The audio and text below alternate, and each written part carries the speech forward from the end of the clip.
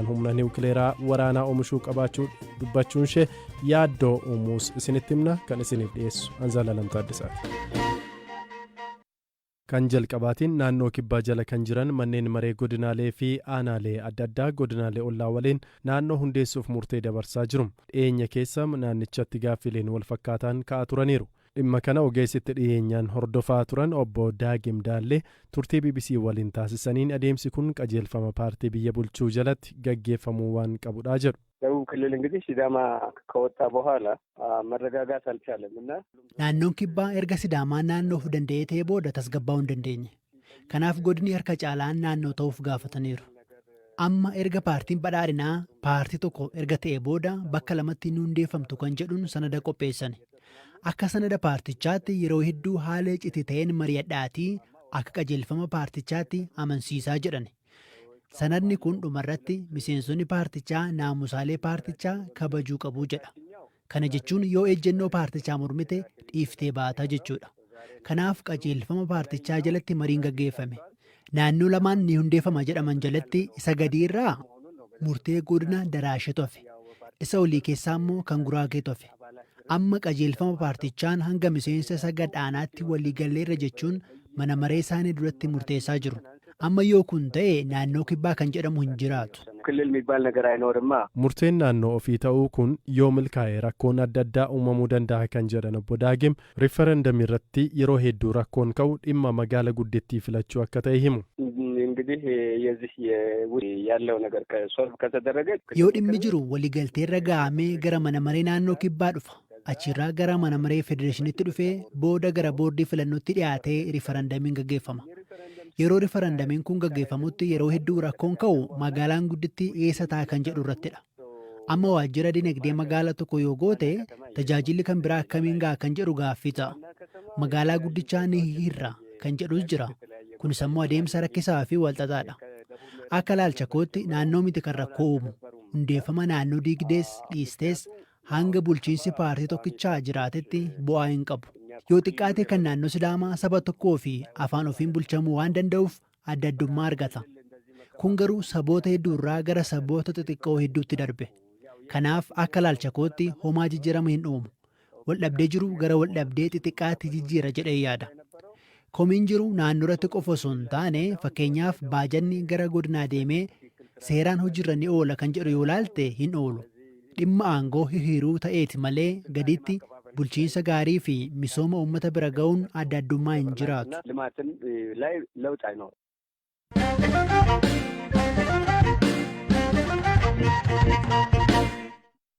Godina Booranaa magaalaa Mooyyaleetti dogdoqqeewwan lakkoofsa gabatee Keeniyaa qaban to'atamaa jiraachuu jiraattotni qabeenyi isaanii jalaa fudhatamee BBCtti himan. Koomishinii Gumurkaatti waajjirri damee Mooyyalee dogdoqqeewwan 50 ta'an to'achuusaa himeera. Tarkaanfiin motora yookaan dogdoqqee lakkoofsa gabatee Keeniyaa qaban irratti fudhatamaa jiru erga eegalamee ji'a tokkoof deemaa kan jiru yommuu ta'u motoroonni 50 ta'an to'atamaniiru. Uummatni kun cufti waan nyaatu dhabee taa'aa jira.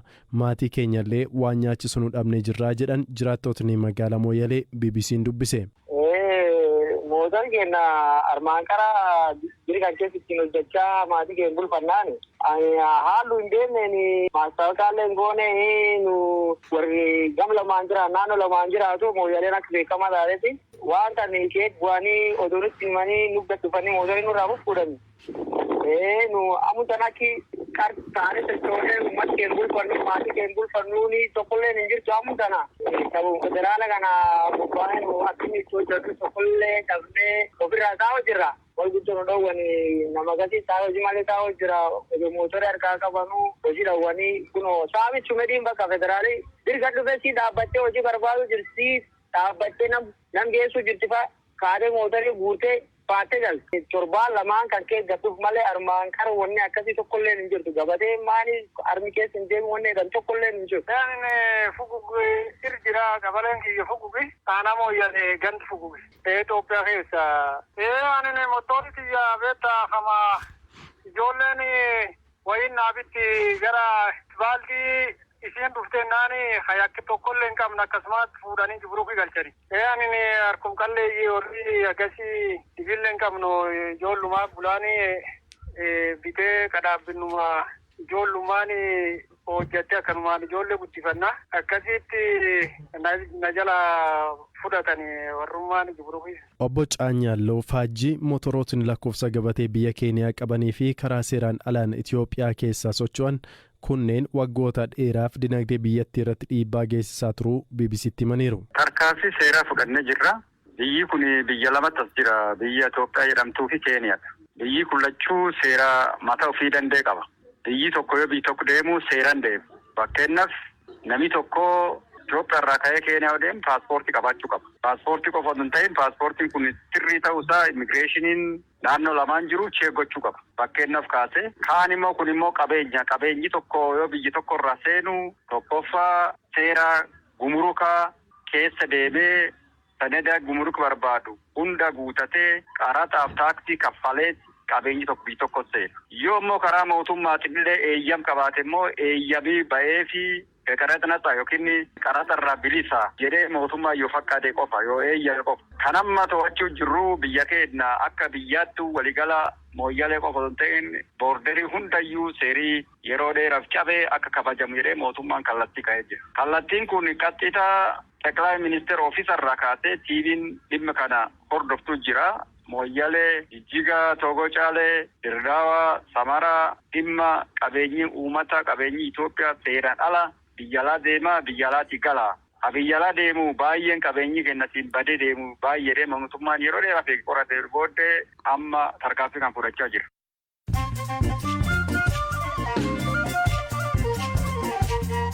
Kan dhaggeeffataa jirtan sagantaa raadiyoo BBC Afaan Oromooti. Amma oduuwwan gaggabaaboon isinitti hima. Sudaan dilbata kaleessaa yeroo jalqabaaf dhibeen maaree jaldeessaa maankii booksii jedhamu nama tokko irratti argamuu ibsite. Dhibeen kun barataa ganna 16 naannoo lixa Daarfur irratti argame. Addunyaarraa namootni 21,000 dhibichaan qabamaniiru.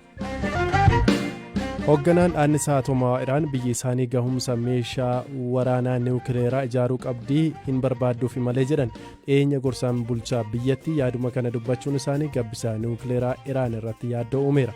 Iraan niwukileera annisaaf fayyadama jettus qaamni addunyaa irraa gabbisa niwukileeraa hordofuu hin amanne.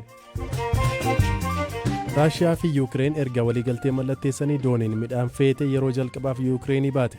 Qondaaltotni Tarkii fi Yuukireen doonittiin buufata doonii kibbaa Odeessaa jedhamuuti akka baate ibsaniiru.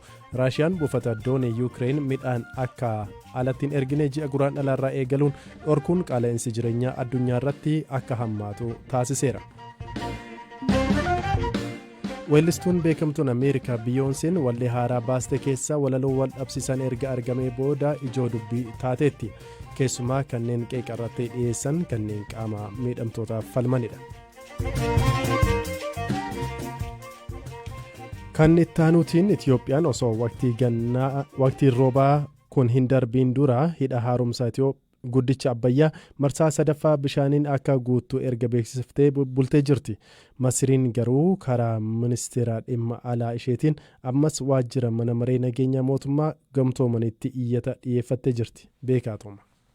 Ijaarsi isaa erga eegalamee waggaa 10 kan lakkoofsise hidhi haaromsaa Itoophiyaa, Sudaanii fi Masrii jidduutti dhimma wal dhabdee akkuma ta'etti gara xumuraatti dhiyaachaa jira.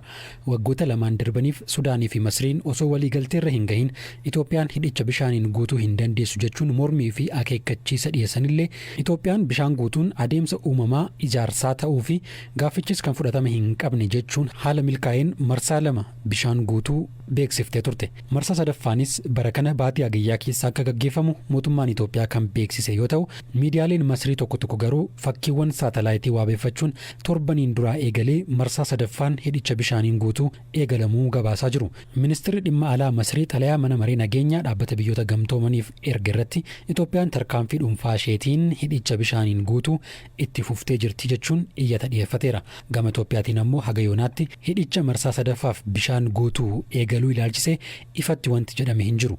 Ammas ta'ee kanaan dura qondaaltonni mootummaa Masrii ijaarsa hidha haaromsaa haala bishaan itti guutamuu fi adeemsa hojii isaa irratti komii kaasan ilaalchisee Itoophiyaan waliigaltee biyyoonni 3 bara 2015 waliigalan cabsitee jirti jechuun himatu. Waliigaltee kanarratti haala fayyadama bishaanii irratti walta'iinsa biyyoota haqa qabeessaa fi amansiisaa akkasumas biyya kamuurrattu miidhaa olaanaa hin qaqqabsiifne haala barbaachisaa ta'een hunduu miidhaa hambisuu akka qaban kaasuun Itoophiyaan gamashitiin hidhichi annisaa akka maddisiisuuf kan oolu yoo ta'e biyyoota gara gadiitti argaman irratti miidhaa cimaa waan hin qaqqabsiifneef waliigaltee mirga bishaanichaatti fayyadamuu ishee gaaffii keessa galchu akka hin mallatteessine beeksisaa turte.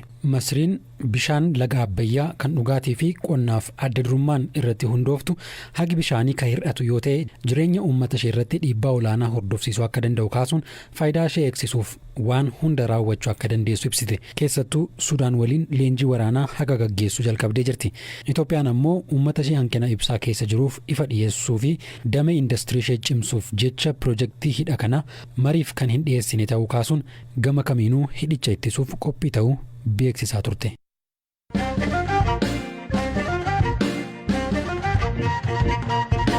Kan itti aanuun gareen kubbaa miilaa dubartoota Ingilaand seenaa biyya isaanii waancaa injifachuuf waggoota 56 eegaa turte kaleessa haaressan. Waancaa Awurooppaa bara 2022 Ingilaand qopheessite gareen dubartoota Ingiliz mo'achuun biyya isaaniitti hambisaniiru. Kun erga gareen biyyaalessaa Ingilaand dhiirotaan bara 1966 waancaa addunyaa mo'ate kan jalqabaa ta'uu isaati. Firaafoolii dhugaasa. Gareen dubartoota Ingilaandii waancaa Awurooppaa injifachuun seenaa haaraa galmeessani. Gareen dubartoota Ingilaandii yeroo jalqabaaf injifannoo kana yeroo galmeessan akka waliigalaatti kubbaa miilaa dhiiraanis ta'ee dubartootaan Ingilaand erga bara 1966tii waancaa homaa injifattee hin beektu. Dirree Wembley irratti Jarmanii 2-1 injifattee waancaa kan mo'atte Ingilaand taphichi daqiiqaa 120 gaggeeffame. Gareen kubbaa miilaa dubartootaa Jarman yeroo 8 shaampiyoona ta'anii ture. Ingilaandiif galchii lameen kan lakkoofsan taphattoota jijjiirraan dirree seenan yoo ta'u Toonii fi Keelii jedhamu. Tapha garee biyyootii lameenii ilaaluuf deeggartoonni 87 dirree Wembley kan galan yoo ta'u kun seenaa kubbaa miilaa keessatti riikardii isa olaanaadha. Leenjistuun garee dubartootaa Ingilaandii Sariinaa Wingman waggaa 5 dura deeggartuu ta'uun dirree seentee daawwachaa turte. Amma garee biyyaalessaa dubartootaa Ingilaandii erga leenjisuu jalqabdee walitti aansitee mo'achuun seenaa haaraa biyyattii keessatti argamee hin beekne galmeessisteetti. Taphattoonni garee biyyaalessaa dhiiraa Ingilaandii deeggarsa dinqisiisaa garee dubartootaaf agarsiisaa turani. Bara darbee gareen biyyaalessaa Ingilaandii dhiiraa waancaa Awurooppaa Itaaliidhaan mo'amuun dhabani. Warri dubartootaa kana milkeessuun seenaa hojjetaniiru. Garee Ingilaand Lioness jedhamuun beekamu keessaa Beet Mead taphattuu cimtuu dorgommii yeroo 2022 ta'uun yoo filatamtu galchii 6 lakkoofsisuunis badhaasa dabalataa argatteetti. Beet Mead kilaba Arsenaaliif taphatti. Injifannoo isaanii kanaafis giiftiin UK Elizabeth ergaa baga gammaddanii dabarsanii jiru. Kabajamtoota dhaggeeffattoota keenya sagantaa keenya osoo xumuriiwwan dura oduuwwan gabaaboo biroon isinitti hima. Itti aanaan itti gaafatamaa mana maree Sudaan bulchaa jiru Jeneraal Mohamed Hamdan Hagalo